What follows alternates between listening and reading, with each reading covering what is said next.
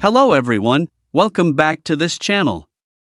In this video, I will show you the easy and clear steps on how to show the Voice Club menu on the IMO application.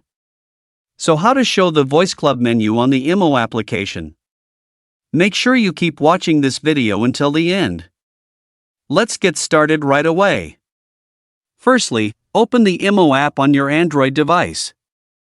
This is the initial screen of the IMO app, and you can see the menu section here. Next, tap the profile icon in the top left of the screen. A scrolling menu will appear. Next, tap the Settings menu. You'll be in the Settings menu. Next, tap the Functions menu.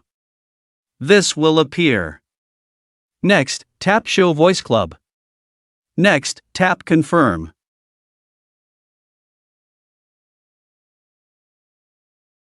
You can see the Voice Club menu is now there. So that's it, tutorial on how to show the Voice Club menu on the IMO application. Thank you for watching. I hope this video was helpful. See you in the next video.